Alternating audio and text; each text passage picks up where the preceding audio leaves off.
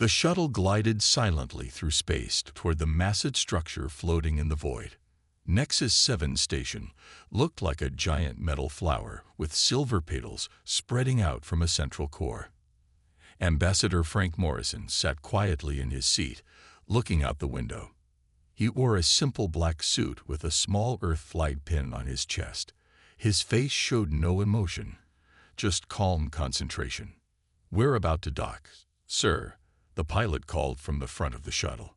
Frank nodded and straightened his tie. His gray eyes remained fixed on the station ahead. Other diplomatic shuttles zoomed past them, carrying representatives from different planets. The Krev ships looked like giant grasshoppers painted in metallic green. The Vornak warcraft resembled sharp geometric shapes covered in spikes. The Zhek's crystal vessels gleamed with their transparent hulls. The docking bay opened to receive them with a soft hiss. Frank stood up and walked down the ramp into the station. The artificial gravity pulled at him, slightly stronger than Earth's. His shoes clicked on the metal floor as he entered the main concourse. The station bustled with activity. Alien species of every shape and size moved through the wide corridors. Frank walked past a group of 8-foot-tall Vornak warriors, their rocky skin clicking when they moved. A cluster of Krev diplomats chattered in their clicking language nearby. Their insect-like bodies swayed as they talked. "Ambassador Morrison, welcome to Nexus 7. A robotic voice greeted him. A floating translation sphere came to hover beside him. "Your quarters are on level 94, Section B. The opening ceremony begins in 2 hours." "Thank you," Frank replied simply, keeping his voice low and steady. He took the elevator to his floor, noting the security cameras tracking his movement. 2 younger human diplomats, assigned to assist him, waited outside his room. "Sir, we've prepared all your documents," said Peter Walsh, holding a datapad. "The Krev delegation has been requesting private meetings with several species. Something feels off about their behavior." Frank accepted the datapad and scanned through the information. His expression remained unchanged, but his mind processed every detail. "Continue monitoring their activities," he instructed, "but keep your distance." Inside his quarters, Frank placed his belongings neatly. He changed into a fresh suit and checked his reflection in the mirror. The man staring back looked like an ordinary diplomat in his 50s, with graying temples and reading glasses hanging from a chain. Nothing about his appearance suggested danger or special training. The opening ceremony hall was enormous, with a domed ceiling that displayed the stars outside. Rows of seats arranged in a circle faced a central platform. Each delegation had its own section marked with their species symbol. Frank took his place among the other human representatives. Around him, the gallery filled with hundreds of beings. The Krev Emperor's advisor scuttled into place, his compound eyes scanning the room. The Vornak High Commander stomped heavily to his seat, making the floor vibrate. The Zhek's representative floated effortlessly to her crystal platform. Frank noticed subtle signs of coordination between certain species. The Krev delegation positioned themselves with clear lines of sight to the human section. Vornak security guards clustered near the exits, small details that most would miss, but Frank's training made him aware of every movement. "All rise for the council arbitrator," announced the central speaker system. Everyone stood as the ancient being entered the chamber. The ceremony began with a formal reading of the Galactic Accords. Frank listened politely, his hands folded in front of him. He caught several alien diplomats whispering and pointing discreetly toward the human section. The human delegation appeared small compared to other species. Most aliens saw them as newcomers to galactic politics. Fresh from their home system, humans had only been members of the Galactic Council for 30 Earth years. To beings who measured time in millennia, humans were infants in the cosmic order. What they didn't know was that Frank Morrison had seen more than most ancient aliens ever had. His calm exterior hid decades of experience that would shock the entire council if they knew the truth. As the ceremony continued, Frank noticed the subtle positioning hadn't changed. If anything, the watching had intensified. He settled back into his chair and waited patiently for whatever would come next. The large conference room echoed with hundreds of voices. Each species spoke through their translation spheres, creating a constant stream of sound. Frank sat quietly at the human delegation table, his face showing no reaction to the chaos around him. Lisa Parker, a junior diplomat from New York, approached him with quick steps. Her face looked worried as she leaned down to whisper in his ear, "Sir, we need to talk privately. It's urgent." Frank nodded once and stood up. They walked together to a small side room used for private discussions. The door sealed behind them with a soft click. Lisa pulled out her datapad and started showing him various files. "I've been monitoring the communication channels like you asked," she began, her voice shaking slightly. "Look at these patterns. The Krev, Zheks, and Vornak delegations have been using private encryption codes. Their messages are all going to the same secure server." Frank studied the data carefully. His eyes moved quickly across the screen, taking in every detail. "What time did these transmissions start?" 3 days ago, sir, right after the Council announced Earth's proposal for new trade routes through the Orient sector." Lisa pulled up another file. "And there's more. The Vornak brought twice as many security guards as any other delegation. They requested room changes that put them closer to our quarters." "Show me their current positions," Frank said, his voice calm but slightly different now. Lisa displayed a 3D map of the station. Red dots marked the locations of Vornak security personnel. They formed a pattern around the human section that looked almost like a trap. "I also noticed something else," Lisa continued. "Several Krev diplomats have been asking about your history, sir, specifically about your time before joining the diplomatic corps. They seem very interested in whether you served in Earth's military." Frank's expression remained unchanged, but his gray eyes seemed to become sharper. "Did you answer their questions?" "No, sir. I followed protocol and redirected them to our public biographical information." Lisa hesitated before continuing. "But I think they already know something. The way they watch you during meetings, it's different from how they look at other humans." Frank walked to the window and looked out at the stars. The station rotated slowly, and different planets came into view. He remained silent for a full minute before speaking. "Have you noticed anything else about their movements?" "Yes," Lisa answered quickly. "They've been conducting sweeps of the station corridors. They're mapping out empty spaces and security blind spots. I overheard 2 Vornak guards discussing optimal conflict zones while I was passing through Section C." Frank turned back to face her. "Keep monitoring their activities, but be more careful about being seen. From now on, use only the secondary communication channels. Don't discuss any of this with the other human diplomats." "Should we request additional security from Earth?" Lisa asked. "No," Frank replied firmly. "That would only confirm whatever suspicions they already have. We'll handle this quietly." Someone knocked on the door. They both turned as it opened to reveal Peter Walsh. "Ambassador, the Krev delegation is requesting a private meeting with you. They want to discuss the trade route proposal." Frank checked his watch. "When?" "In 1 hour, sir. They specified you should come alone to their conference room." Lisa and Frank exchanged glances. The invitation seemed innocent enough, but the timing was suspicious. "Tell them I accept," Frank said. "Lisa, prepare the standard briefing documents. Make copies for everyone on our team." After Peter left, Frank turned back to Lisa. "While I'm meeting with them, I want you to monitor all communications in and out of their conference room. If you notice anything unusual, contact me immediately using code phrase weather update." "Yes, sir," Lisa nodded, but concern showed clearly on her face. "Please be careful. Something about all this feels wrong." Frank gave her a small smile, the first expression she'd seen on his face all day. "Don't worry, Lisa. I've dealt with much worse than diplomatic intrigue." He gathered his documents and straightened his suit. As he walked to the door, Lisa noticed something different about his movements. They seemed more precise, more controlled. It was subtle, but for a moment, he didn't move like a diplomat at all. By the way, Frank said, pausing at the door, maintain visual contact with my location at all times. Use the station's external cameras if necessary. With that, he stepped out into the corridor, leaving Lisa with the uncomfortable feeling that something was about to happen. Something bad. Frank walked calmly through the station corridors. His footsteps echoed softly on the metal floor.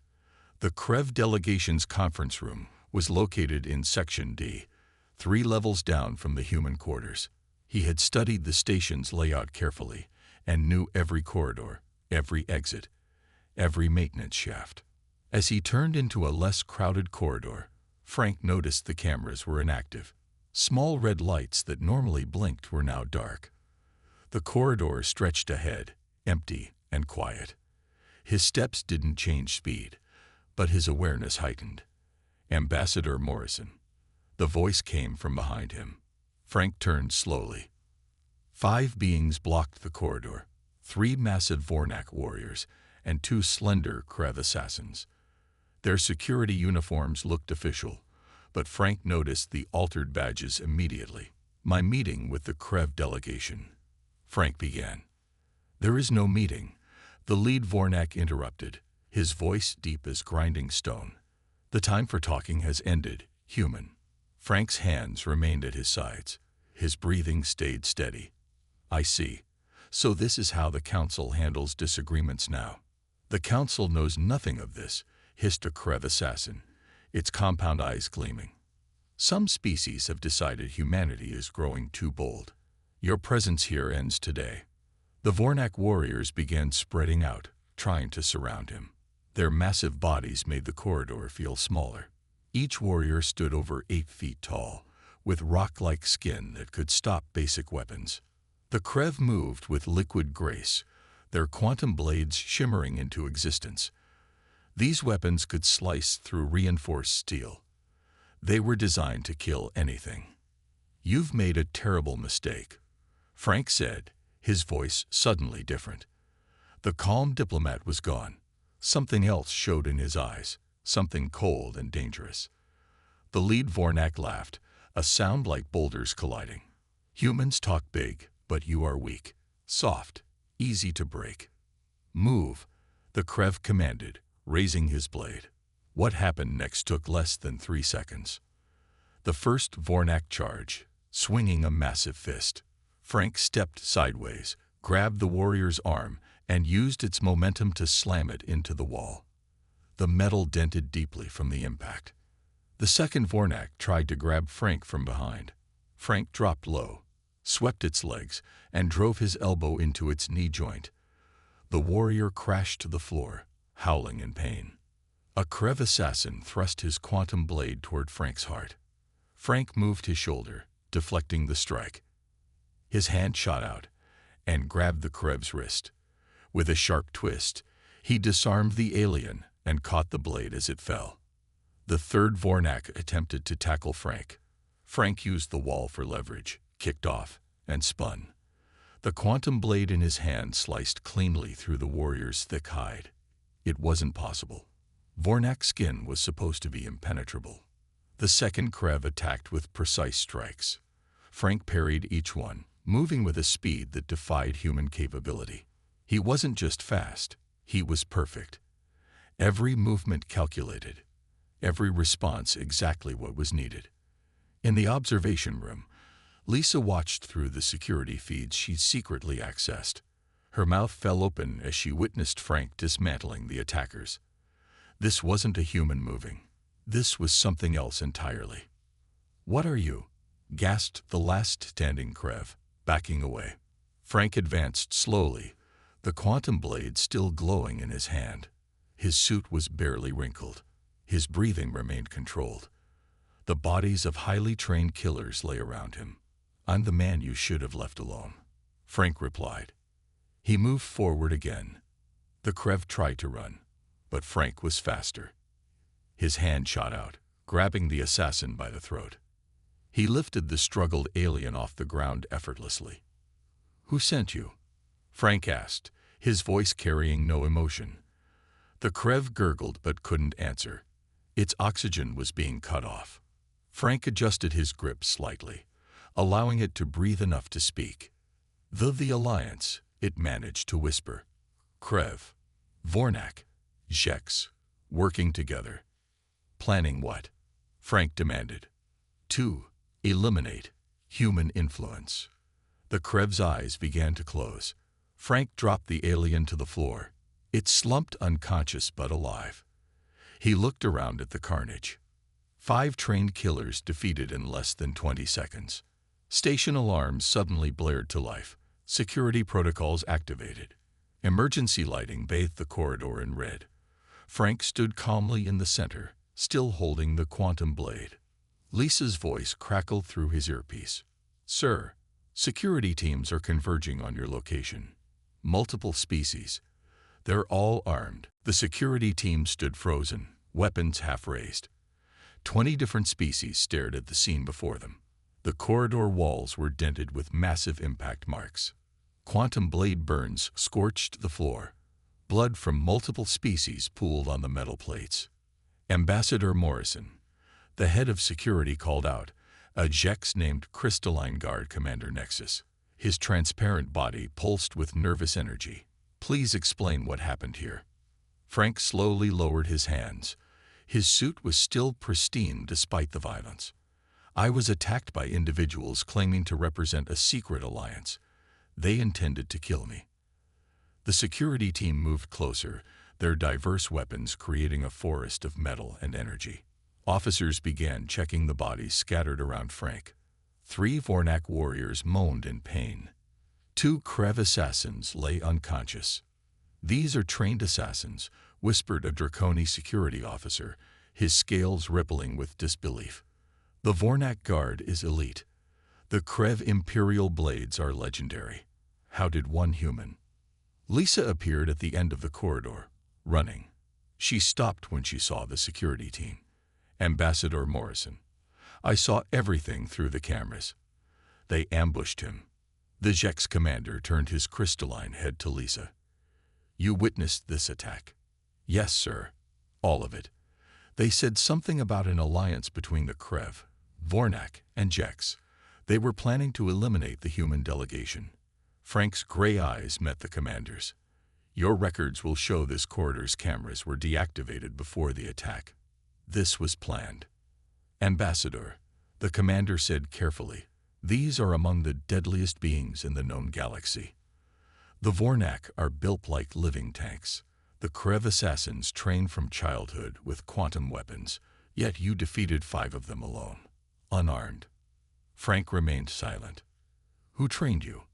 Another officer asked, a spider-like being from the Arachnus sector. This level of combat ability, it's not normal for your species. I've had extensive experience, Frank replied simply. The commander's crystalline body shimmered as he processed information. I must review all security footage. This incident involves multiple council species. The implications are... He paused, struggling to find words. Revolutionary, finished a Keth diplomat who had just arrived. The 4-armed being stared at Frank with wide eyes. Humans are supposed to be peaceful, diplomatic. Your military power was reported as moderate at best. Frank adjusted his cufflinks calmly. Perhaps your reports were incomplete. More aliens gathered at both ends of the corridor. News of the attack spread quickly. Delegates from various species pushed forward to see what had happened. Whispers traveled in multiple languages. Did you see the footage? One human did that. The Vornak never lose hand-to-hand combat. What kind of training does Earth provide? A medical team arrived and began treating the wounded attackers. The lead doctor, a Hyran with 6 eyes, examined the Vornak warriors with growing amazement. These injuries suggest precise strikes to pressure points, the doctor announced. Someone knew exactly how to disable Vornak physiology. This knowledge is classified military information. Frank checked his watch as if nothing unusual had occurred. I believe I have a council session to attend. Unless you need anything else, Commander. The Jex commander's body flickered with confusion. Sir, there will be an investigation.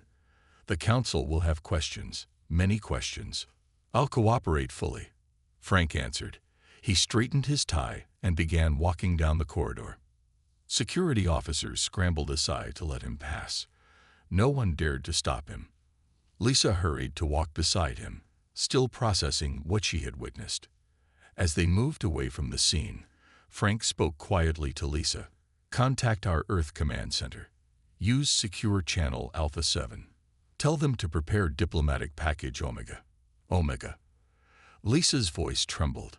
Sir, that's for revealing classified military capabilities. Things have changed, Frank said simply. The pretense is over. Behind them, security continued documenting the scene. The wounded attackers were carried away on stretchers. Officers took measurements, collected evidence, and tried to understand how one human diplomat had done the impossible. Peter Walsh met them at the elevator. His face was pale. Sir, rumors are already spreading. Other species are requesting emergency meetings. The Galactic News Network has picked up the story. Let them talk, Frank replied, pressing the button for their floor. By tomorrow, they'll know exactly who they're dealing with.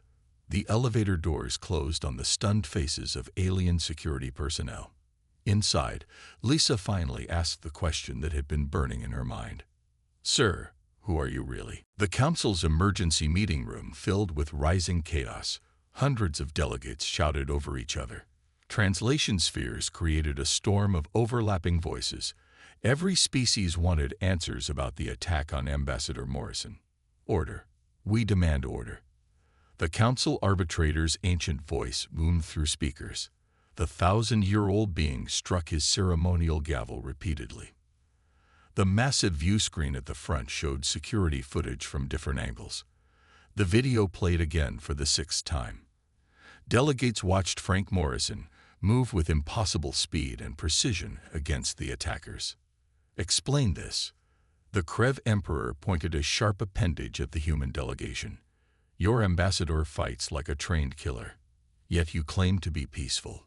The evidence shows your people attacked him, replied Ambassador Sarah Wayne from Earth. She stood firmly at the podium. Self-defense is permitted under council law. But look at how he fights. A Vornak general roared.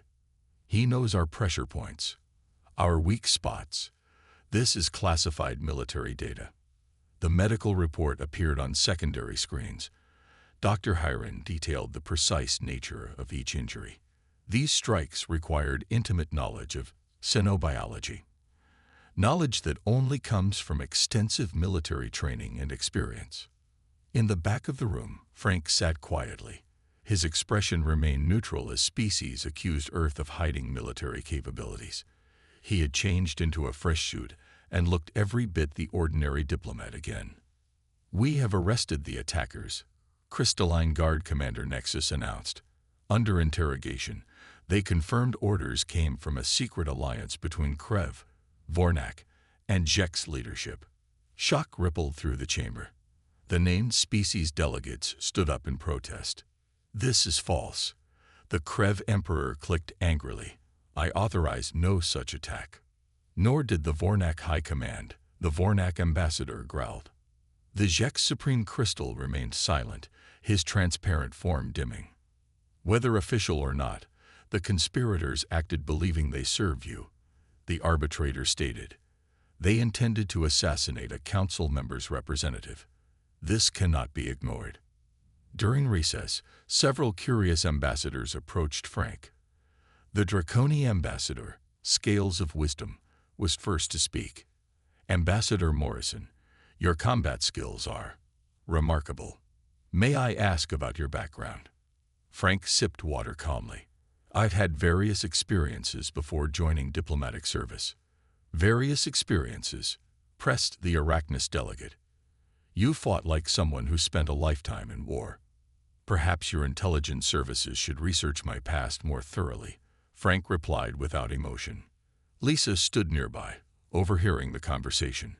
She had been researching Frank's background since the attack. Every search returned the same sanitized diplomatic biography. No military records, no special training mentioned, as if his life before diplomacy didn't exist. In a secure communication room, the Council's intelligence division analyzed intercepted messages. Different species had been investigating Earth's true capabilities for months. Their findings painted a very different picture from Earth's diplomatic presentations. "Look at these hidden files," an intelligence officer showed his team. "Earth has fought and won 3 separate wars since joining the Council. Wars they never reported. War against the Krillian Empire, the Nexus conflict, the Dark Space Campaign." "That's impossible," his colleague responded. "Those conflicts involved dozens of species. How could Earth win alone?" "According to these documents, they didn't fight alone. They fought smart." The officer pulled up tactical reports.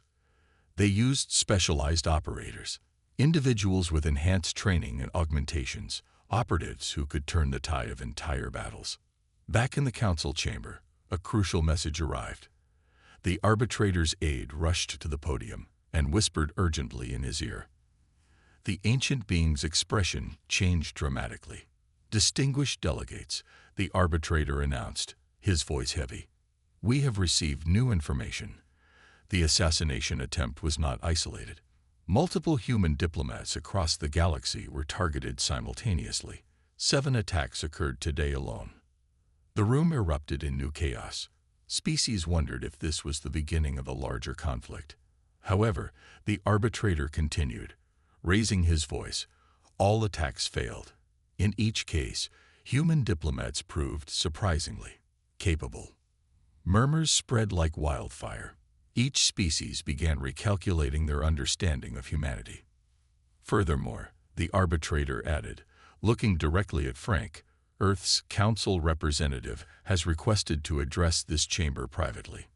Ambassador Morrison wishes to discuss humanity's true role in galactic affairs." The Council chamber hummed with nervous energy. Every species waited anxiously for Frank Morrison to return. Rumors had spread rapidly through the station. Some delegates heard Frank wasn't just a diplomat. Others whispered about secret human operations that had gone unnoticed for years. Frank walked to the center of the chamber. He stood alone under the bright lights. No data pads, no notes, no preparation. Just him and the truth he was about to share. "Members of the Galactic Council," he began, his voice steady and clear. "For 30 years, Earth has presented itself as a peaceful newcomer to galactic civilization. This presentation was deliberate. The chamber remained silent.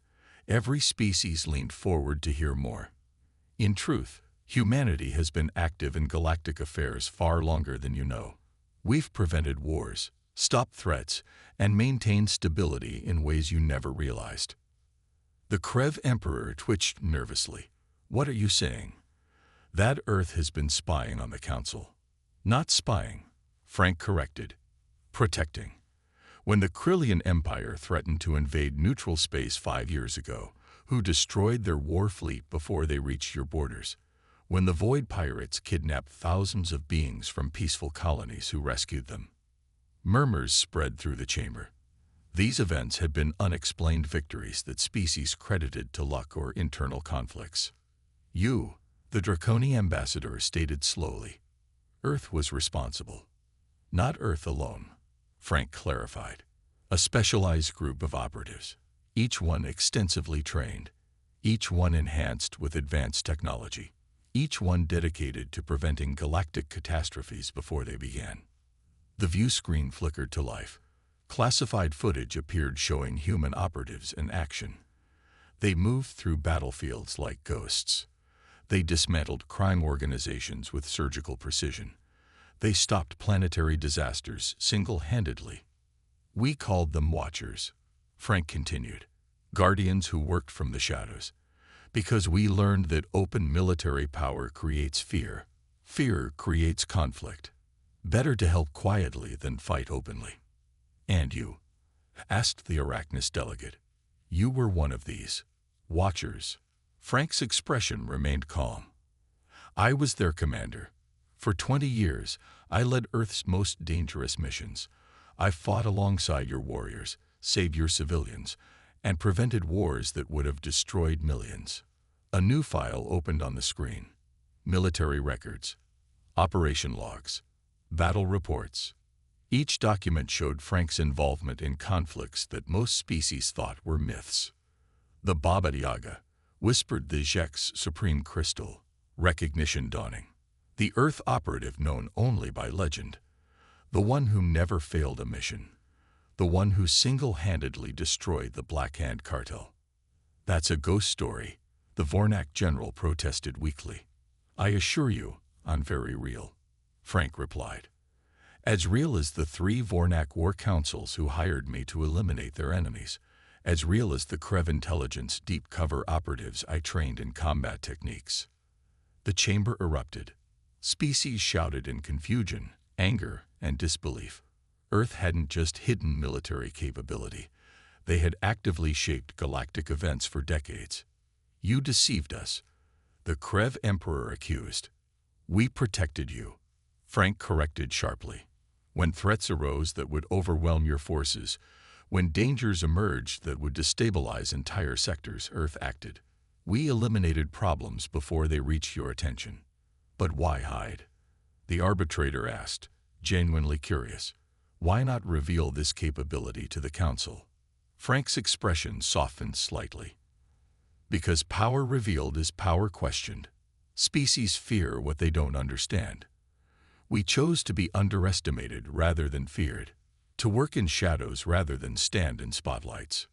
New footage appeared. Recordings of Krev, Vornak, and Jek's leaders discussing plans to eliminate Earth's growing influence. Secret meetings, weapon preparations, assassination plots. We knew about your alliance, Frank stated. We knew about today's attacks. We allowed them to proceed because sometimes the truth must be shown, not told. The chamber fell completely silent. Every species processed this revelation differently. Some felt betrayed. Others felt relieved. All felt respect mixed with fear. Your operatives across the galaxy, they're all like you. The Draconi ambassador asked nervously. Each has their specialties, Frank replied. Some excel at infiltration, others at combat, some at negotiation. But yes, they're all trained to my standards. The Vornak general's face showed pain as understanding dawned. Our battle formations, our secret techniques. You knew them all because you taught them to us. I improved them, Frank corrected. Many species owe their current military doctrines to human innovation. We shared knowledge freely, asking only for peaceful cooperation. What happens now? The arbitrator asked, his ancient voice heavy with concern. Frank straightened his suit. Now, the choice is yours. Earth has protected this council from the shadows for 3 decades. Today's attack forces us into the light. You can embrace humanity as the guardian it has always been, or you can fear us as a threat. But surely, the Jek's supreme crystal said carefully, you want something in return for this revelation. We want what we've always wanted, Frank replied. Peace, cooperation, a galaxy where species work together instead of plotting against each other. He paused, his gray eyes scanning the chamber. The council thought it was admitting a weak newcomer 30 years ago. Instead, you welcomed a species that had already saved you more times than you knew. The question now is, what will you do with this knowledge? The chamber remained silent as species realized their entire understanding of galactic power dynamics had changed forever. The quiet diplomat had become the most important figure in modern galactic history, and Earth, the species everyone had underestimated, was revealed as the protector they never knew they had. The council chamber remained frozen in uncertainty for several minutes. Species processed what they had learned. The quiet human representative they had ignored for years was actually the galaxy's most feared guardian. Finally, the arbitrator spoke. Ambassador Morrison, this council must deliberate on your revelations. We request a recess. Frank nodded and returned to his seat. As he walked, delegates watched him differently. Fear and respect replaced their earlier dismissiveness. The Vornak warriors stood straighter when he passed. The Krev diplomats avoided eye contact entirely. During the break, Communications flooded in from across the galaxy. Every human delegate reported the same pattern: attempted assassinations, followed by swift victories. The message was clear. Earth had been protecting itself all along. 2 hours later, the chamber reconvened.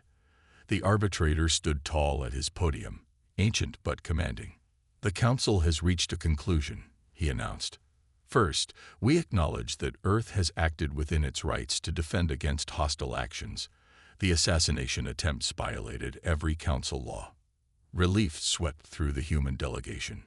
Second, we extend formal apologies for underestimating humanity's contributions to galactic peace.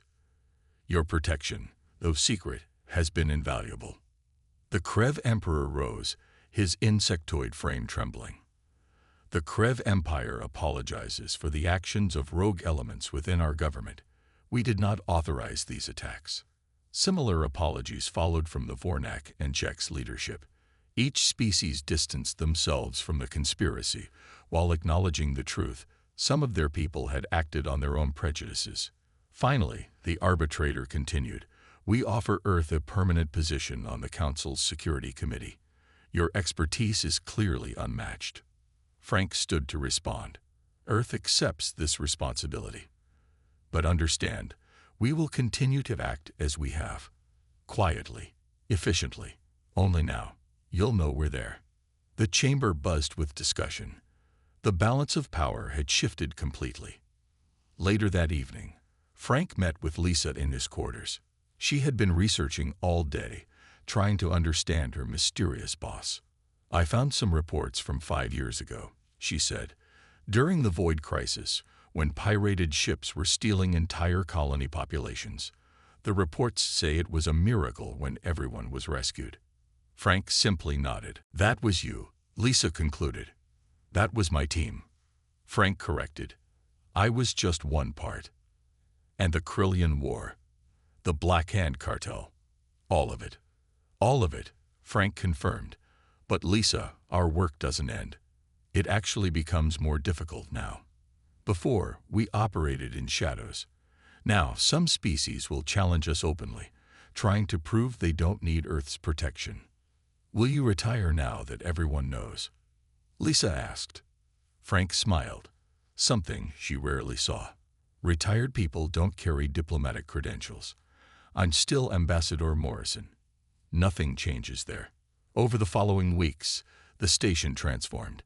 Species that had plotted against humanity now sought partnerships. Trade agreements improved dramatically. The hostile species faced isolation as their peers learned of the conspiracy. The Krev Emperor personally met with Frank, his compound eyes lowered in respect. "The Baba Yaga was meant to be a warning we told our young ones. Behave or the Shadow Hunter will find you. We never thought. You never thought humans could be the monsters in your stories," Frank finished.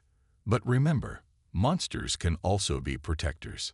6 months later, Earth officially established its first revealed military base outside human space. The station, named Guardian's Watch, became a symbol of humanity's new open role in galactic security. Frank continued as ambassador, his presence now commanding immediate respect in any room. Other species learned that humanity's strength came from their choice to serve rather than conquer. In council sessions, when difficult topics arose, representatives often looked to Frank for guidance. They had learned that behind his calm exterior lay experience few could match. The conspiracy species eventually rebuilt their relationships with Earth, understanding that humanity offered partnership, not domination. They had tried to eliminate a threat and instead discovered a protector. One evening, as Frank reviewed reports in his office, Peter Walsh entered with a message. "Sir, the Draconi have a new piracy problem in the outer frontier. They're requesting assistance." Frank set down his reading glasses. "Assemble a team. We leave quietly at dawn." "Understood, sir." Peter paused. "Just like the old days." "No," Frank replied, putting on his coat. "Better. Now when we save lives, those we help will know who helped them." As Frank walked through the station corridors that night, station personnel nodded respectfully. The human diplomat who had shocked the galaxy was still just doing his job, keeping peace one mission at a time. The Council had learned its lesson. Never underestimate humans. They might appear ordinary, diplomatic, peaceful, but hidden within their ranks were guardians who kept the galaxy safe while others slept. The Baba Yaga was real, and he wore diplomatic credentials.